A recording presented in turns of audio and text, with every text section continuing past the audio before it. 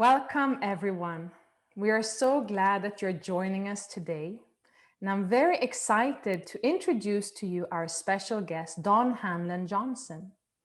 Now in his late 80s, Don is part of a team at CIIS, integrating a new online doctoral concentration in somatics within the integral and transpersonal psychologist program. He's also learning more about human development from his newborn granddaughter and from the many revelations of the year-long shelter in. Don, it is a great pleasure to have you joining us here today. Welcome. Thank you, Gayatri. It's such a pleasure to be back with you a year later. Yes, 1 year later, you're coming back to the summit. That felt like the beginning of something, and here we are to continue. Yes. And for the viewers who have not seen me before, this is the last time you'll see all this hair. The pandemic haircut. I'm getting my epidemic haircut today after this interview. I like it though, Don. Keep it. Thank you. It brings me back to the 60s when my father wouldn't speak to me because I grew my hair too long. Yeah, new times, new times. So how shall we begin, Don? Well, I want to begin by reading a poem by a friend of mine, Linda Hogan. Linda Hogan is a member of the Chickasaw people in Oklahoma, and she's this amazing poet and an amazing woman. She's very small, and I say that because she also rides horses. She trains horses, and at one point she wrote a little book. She went up and spent a year with the Inuit up in the North Coast, hunting whale. So she's small, but she's very, very tough. And this poem says so much to me about the year we've just come through and the lessons from it. It's called Nothing. Nothing sings in our bodies like breath in a flute. That stanza pretty much says everything I have to say today. Nothing sings in our bodies like breath in a flute. It dwells in the drum. I hear it now, that slow beat, like when a voice said to the dark, let there be light, let there be ocean and blue fish born of nothing, and they were there. I turn back to bed. The man there is breathing. I touch him with hands already owned by another world. Look, they are desert. They are rust. They have washed the dead. They have washed the just born. They are open. They offer nothing. Take it. Take nothing from me. There is still a little life left inside this body, a little wildness here and mercy. And it is the emptiness we love, touch, enter in one another and try to fill. So there we are.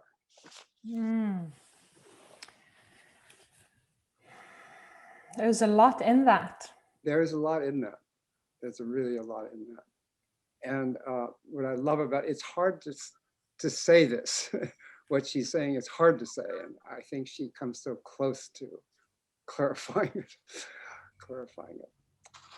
So after you and I spoke a year ago, when the shelter in came crashing in, I thought right away of an essay that has haunted me over the years by F.M. Alexander of the Alexander Technique. He wrote it in 1946 after Hiroshima and Nagasaki. And he said, as you know, the Alexander Technique, one of his major strategies was inhibiting automatic movement. So the Alexander practitioner will put their hands on your instructions as you start doing an automatic movement. So you're caught in midair and you have a chance to do something new. And so in this essay, he says, well, we've gone mad. The world has gone absolutely mad. And we're on a track towards disaster. And if we could only stop for 5 minutes, maybe we could retool. And I thought that is a really brilliant point, but it's impossible because how are you going to stop the world? Then suddenly we stopped. I thought, wow, maybe there's a chance here.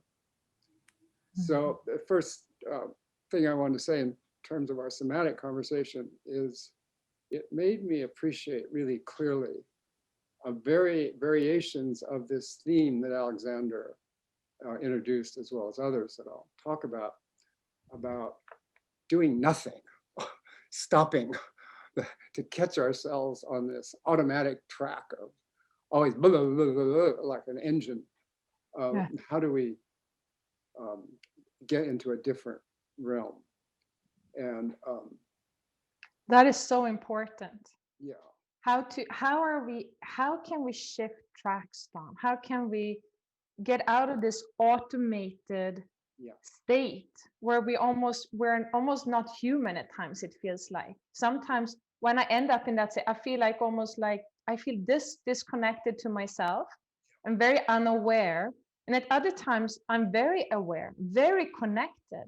yeah. So what is it in your experience, in your long somatic practice, what enables someone to make that shift? So here we go. Yeah. So my answer to your question is in terms of 3 or 4 of my old friends and inspirers. Maybe the first is next to Alexander, is Emily Conrad Daoud, the creator of Continuum. I knew of Emily's work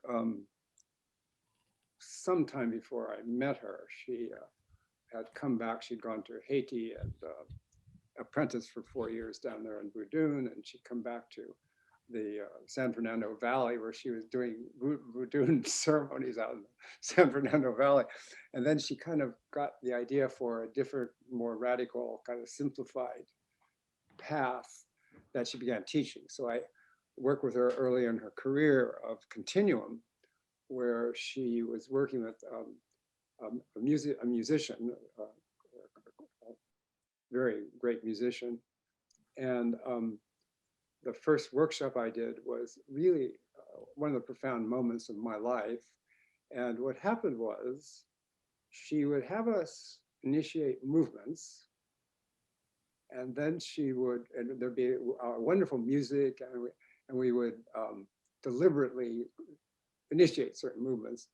And then we would track very carefully the radiation of those movements throughout the whole body. And then, this was the point, relevant to nothing, then we would stop and just let it go on for a long, long time. These micro movements, just let them find their course.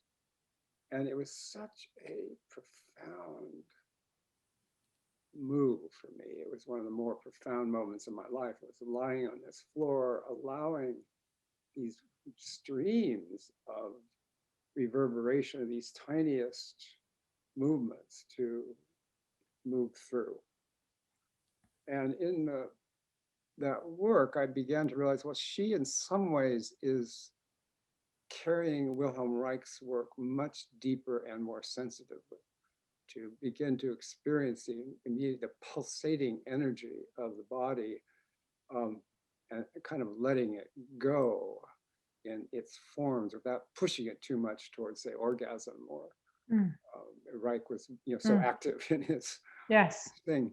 And the only place I do want to add a footnote about Reich, though, because Reich was saying this about orgasm, that one of the problems in sexuality is not allowing time afterwards for the radiation of the energy to go through us, because that's where the revelations are. So that's the point of this, is that's the silence in Continuum, allowing these streams, changed my consciousness. It gave me all kinds of revelations, because in the quiet, like Linda says in the poem, in the quiet, uncluttered by thoughts and images and discussions and strategies, techniques, new material arose instead of the same old. So, yes. And isn't that, Don, also very much the somatic way to, number one, get out of the way, to start to quieten ourselves, and to start to perceive these undercurrents that we otherwise, when we're in this automated state, we are going to miss it. It may be there, most likely it's there, but we don't feel it. We're not aware of it. And I loved what you were saying was allowing it, how you, in that moment, you were just letting it go on without trying to change it, without interfering, just allowing. And then that brought you somewhere else, right? Going with that. So going with instead of going against. Yeah. And now that you say that, I think about, again, the difference between what Emily was introducing into the Reichian world and the bioenergetic world. There, with, say, Lowen in bioenergetics, there was this similar form, but it was, I hesitate always because of gender, but there are these gender stereotypes. And I think that Emily's work was very much a woman's way into these energies rather than making this kind of these big movements and then writing them, it's like, yes. It was much deeper, and so made different revelations possible, different revelations, and a tenderness of interconnection that was so profound. A tenderness, the Continuum community really embodied a tenderness towards each other, a really deep sense of being with. And Dawn, could you speak a bit more about that, how those qualities of the somatic inquiry translate, so the kind of practice we have, how that also shows in our person in the world? It becomes who we are. It is who we are. Yeah. So you were speaking about Emily Conrad's work and how the whole Continuum movement, how they're very tender to each other.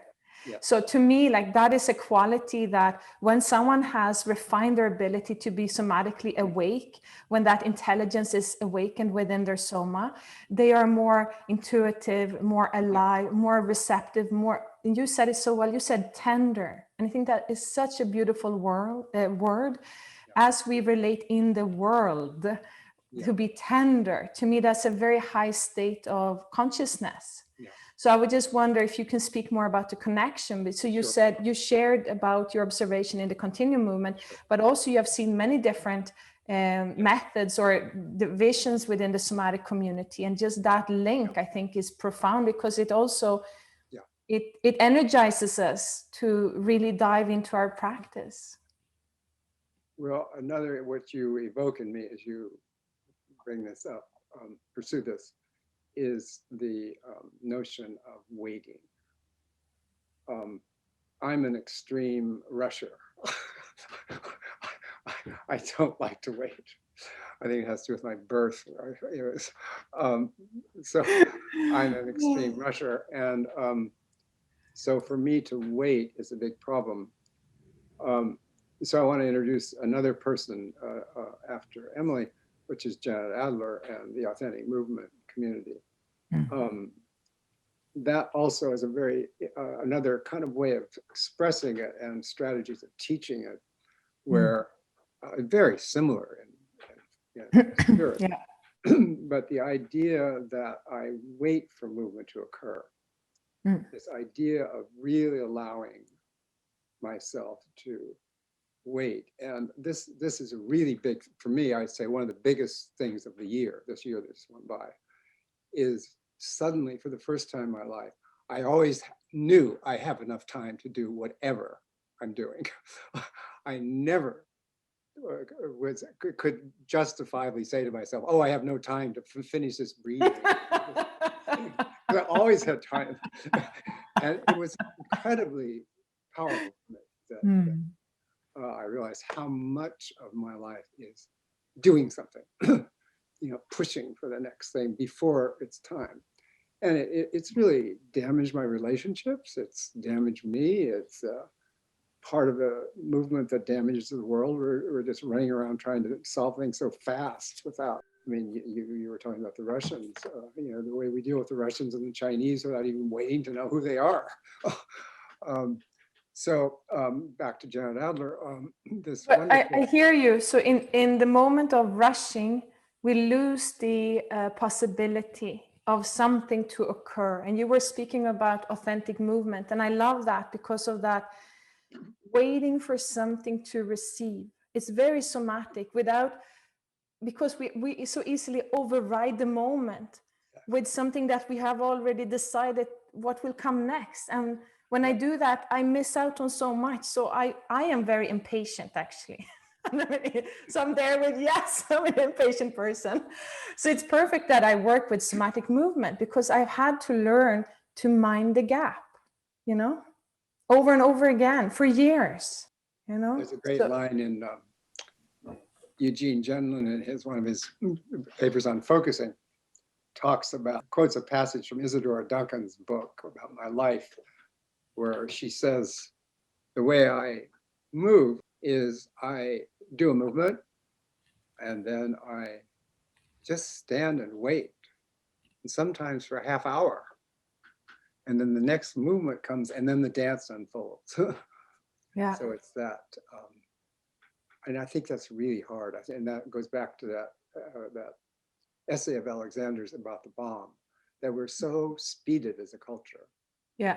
We're in deep danger because we're going too fast, too fast to notice that there's somebody coming and going to smash us and we're going to have a car wreck. It's like, exactly. So we are moving so fast as a culture that we're not moving with ourselves. We are lacking that self-connection. And the thing that somatics, I think the genius of somatics, which is only in somatics in a way, is it's got the strategies for slowing down. It's got the strategies for helping a person get so interested in their breath or interested in this micro movement that they're drawn into slowing down rather than making it a moral prerogative and don't want exactly.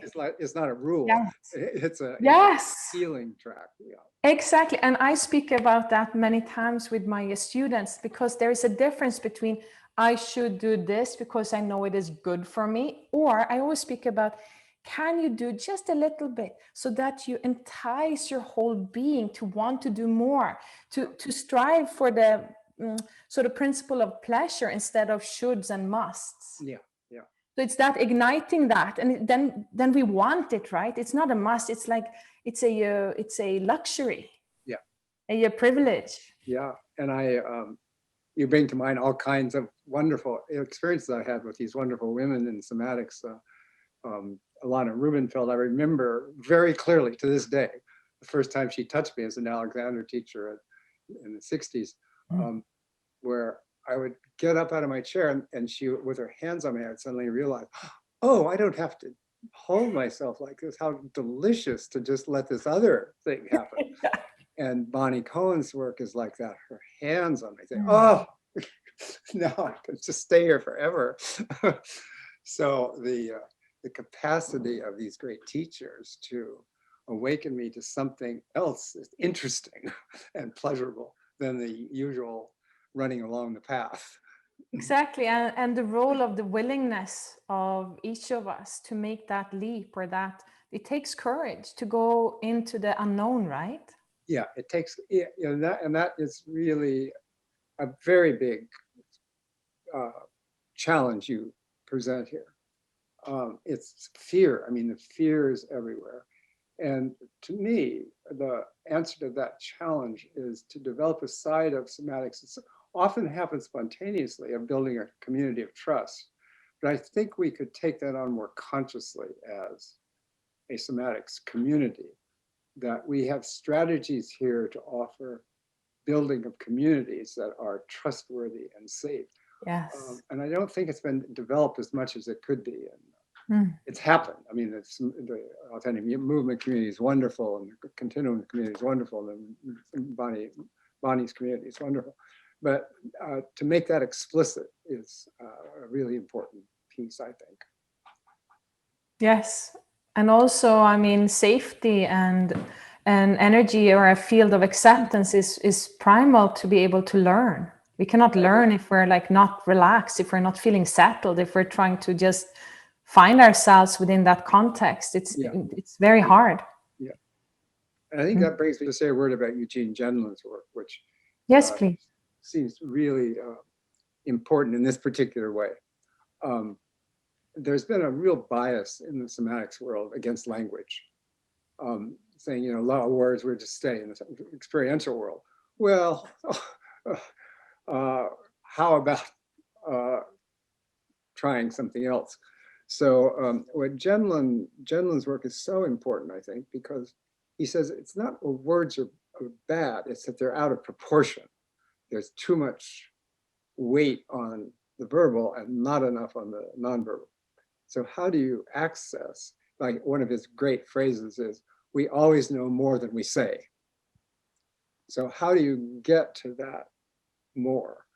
And that's again where somatics is genius. It's like to learn to slow down and just wait until, as he says, waiting, like focusing is about helping your partner wait until words come, so that we don't rush to grab the already new.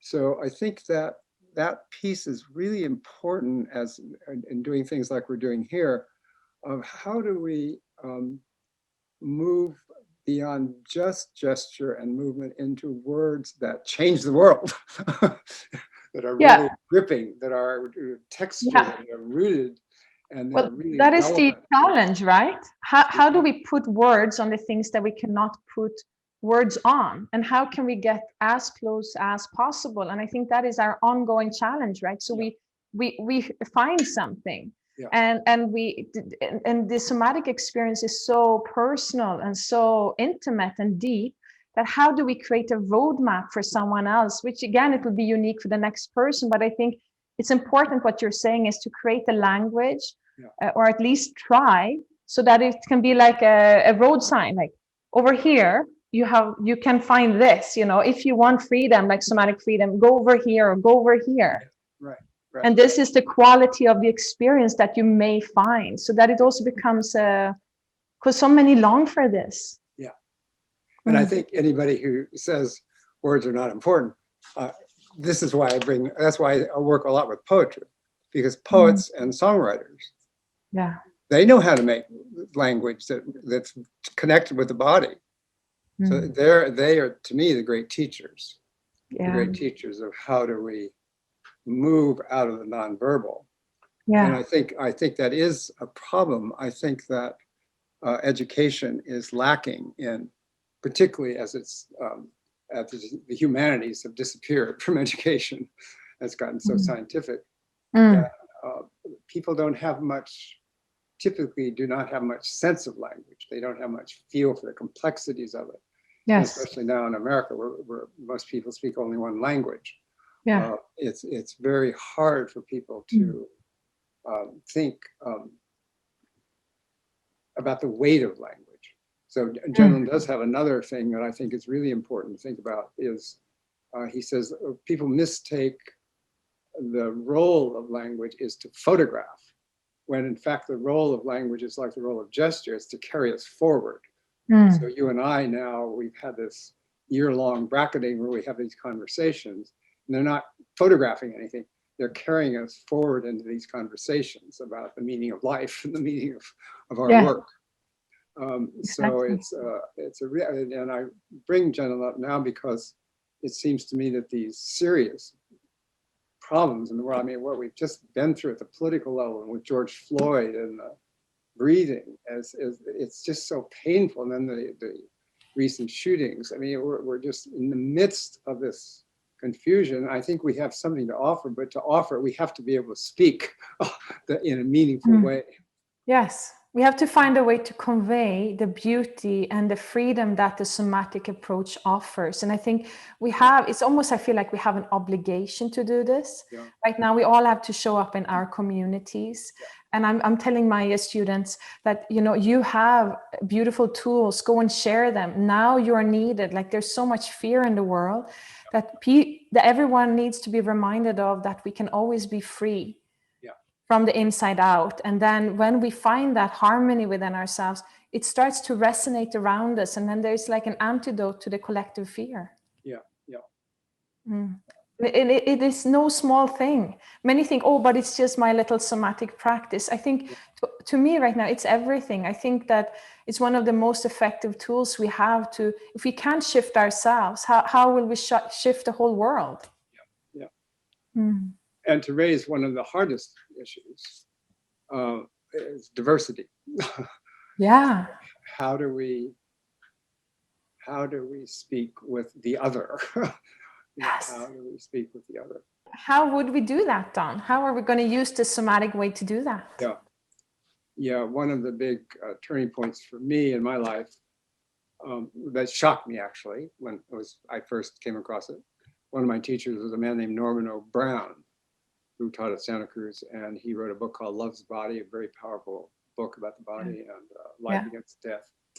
And he says, this is one of his books, in ideas we are many, in the body we are one.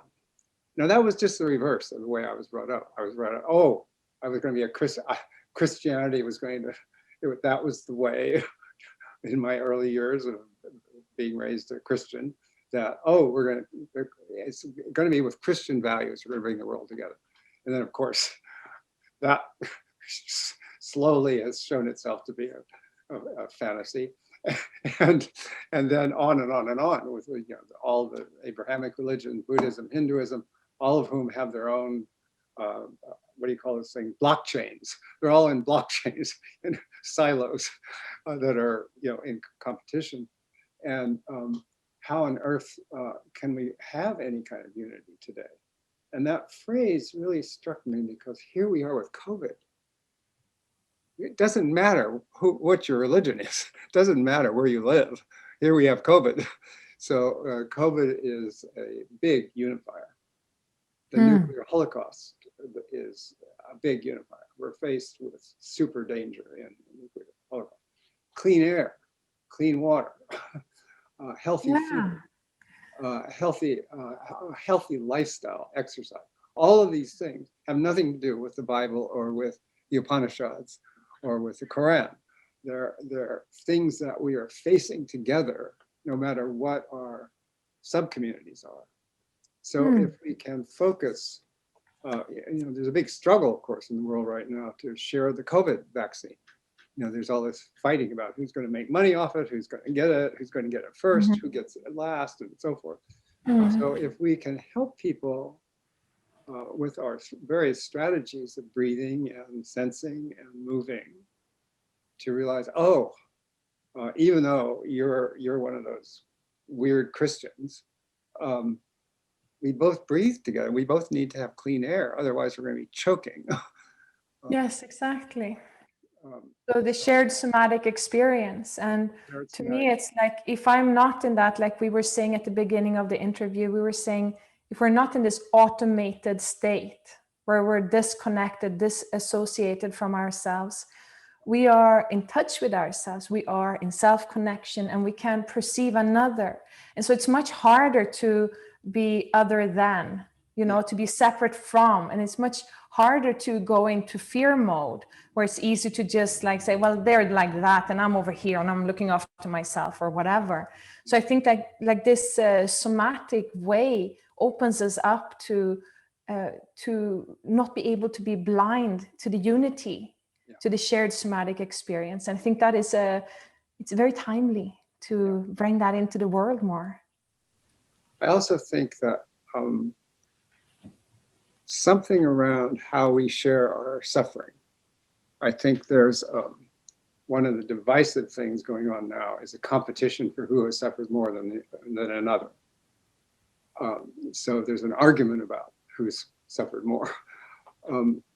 If somehow we could open by our tenderness the fact that you have suffered and I have suffered, let's see what, and being frank with sharing that as we get to know each other over time. So we develop communities. I think the 12-step programs are very powerful because they start out from that premise.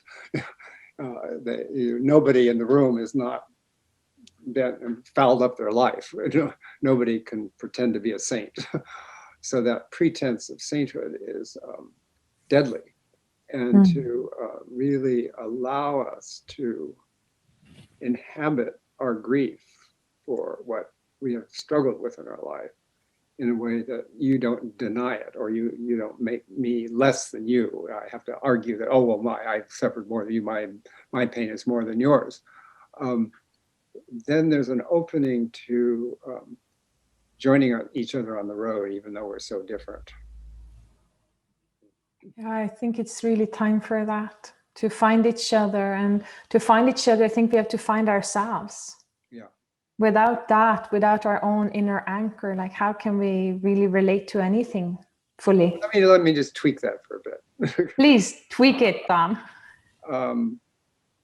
Yes, and I think there's also a way, I mean, one of the wonderful teachings that I got early on in my past life were mystics who argued we find ourselves and the other in a simultaneous process. So if I begin to really enter into service, I find an opening of my heart that I won't find just on myself. And I find challenges that I won't find. So, the reason I think it's important to tweak you on this is that I think you contain that in a way that's big, but there's a lot of, the whole question of privilege, and I don't think the culture, I think that can lead to hedonism. It can lead to endless self-absorption in a culture that's Yes. that's very successful and established and has enough money to live and all of that.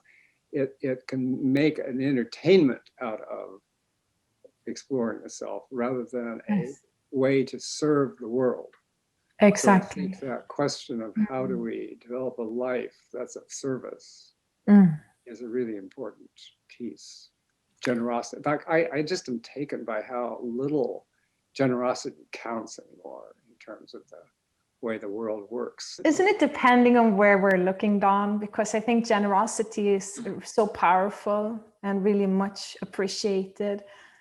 So to me, it's also like to make that shift to want to be of service. And I think that is shared by many in the somatic community, because the driving force is not fame or money or other things, but it's this, how can I aid another in returning a little more to themselves? Or Eleanor Krisolhana said it so beautifully. She said, the purpose of somatic work is to lessen the suffering of the world. Yeah, that's it. She's got it. Yeah, she does, of course. Yeah, Bonnie is, it radiates. No, I think it's very, very palpable in the somatic world. I just think when you're saying those things to somebody in Malibu, you have to be careful. Yeah, but I think it's again, it's like, I think we've spoken about this before. It's like how to move the somatic practice from being self-absorbed, and then bringing that. So we are refining ourselves so we can experience greater sense of connection, greater sense of receptivity, so that we are also responsible for the world, in the world, for ourselves. So we're in this synergy with life. So not focusing on oneself to be isolated and egoistic, but to be, in order to catapult and to really support transformation. Yeah. And I think it's all there. It's just that where do we put the emphasis? Absolutely. And also, many of us come with residues of missionaries. In my younger days, I was so stupid as to be a missionary. But we do have the missionary heritage. All of these systems, communism, Christianity, all of the religious systems, all of the secular ideologies, think they've got the answer, that everybody will help everybody else be better. So we have to kind of challenge the place we're coming from. It's a really delicate area about how much am I going to help you? We have to be very honest. What is the motivation? Exactly. What is the driving force? Why am I doing this? Yeah. And this is where it gets back, I think, to the word we were talking about a while ago about tenderness. Is when I really let you in. I'm not motivated to kind of twist you around to be something else. So Mm. there's a delicacy that when I really let you in, I let you be. Yes, Yeah. right. Like when Linda Hogan says, "Take nothing from me. Mm. I'm just here. Mm. Here we are. You don't need to take anything from me except here I am with you." That's Yes, a hard not place. taking and not inputting, Yeah, it's a being. hard place to be. It's not so easy. Yeah, it's not so easy. I'm 80. I'm going to almost 87, and I'm barely beginning to learn that. I love Really, you. really. You're very I heart to, upbeat, Don. I even don't. I feel dangerous in even saying that I've achieved anything about it because I'm always humiliated so many times to see how little I've learned. Oh, as the more we know, the less we know, isn't it, the whole time? It's very humiliating. So, Dawn, I wonder, thank you for sharing all these things with us. And do you have some kind of practice to share with us today? Well, maybe the practice that's really emerged for me that I do a lot during COVID, I originally learned from Carola Speeds, um, is working on the pause between the end of the exhale and the beginning of the inhale. And I noticed that in the research, that's emerging as a really major effective strategy in health and all kinds of other things. But I've been doing it big time in this epidemic. Many times a day. It's become so habitual that I've just come to love it in a way. And so maybe we could do just a little bit of what do you want? How many minutes do you want to do? I would love that. Well, as you like, Dawn. Well, so we say about maybe 5 minutes or so. We can just. And Yeah. the thing is to just sit quietly, getting Mm. oneself balanced, and as you begin to pay attention to your breathing, just begin to situate yourself on what happens as you reach the end of an exhale, and whether you can allow yourself to rest in that moment before you let in the next breath. And one of the tricks I've learned over the Mm. months is you don't want to be, you can do it and then do the kind of groff thing of going.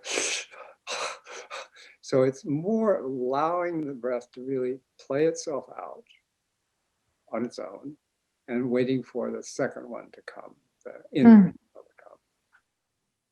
Beautiful. So maybe you guide us a little bit through that, Dawn. Sure. So just start out by trying that 2 or 3 times and really kind of swimming in the out breath, where you're really letting yourself go down like a slide until it's finished. And kind of just enjoying that moment of nothing until the breath comes of its own back. Do 3 of those, and then you might give me, Gayatri, some questions to carry us further.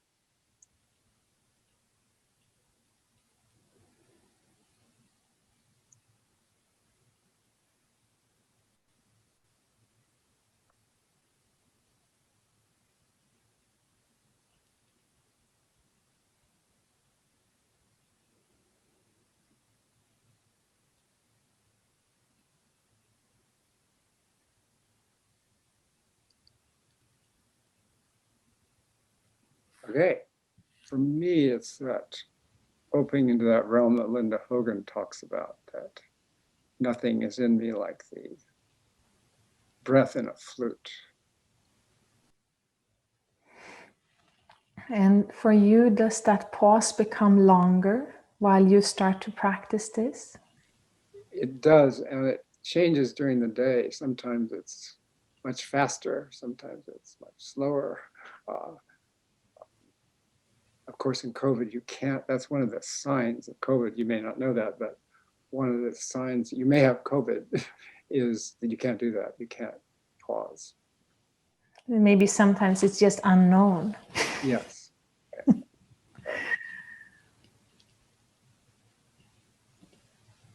It's a very comfortable place to be in. Yeah, and we didn't say much about breath has been such a big thing during this year, with George Floyd and all the other things in that little thing. And then in California, we had these terrible fires. So terrible fires. So that's where I am now. You couldn't see the sun. Yeah, I know. So not only could you not go out with people, now then I couldn't go out of the house. And I've had a long history of lung problems, bronchitis and asthma and pneumonia. And so my lungs are very fragile. So breathing has been a really big deal, both for myself and for the culture. And this year, and the learning to take a breath, and from there, wanting cleaner air. And when we're taking deeper breaths, we're taking clean air and not smoggy air. It's a really big deal.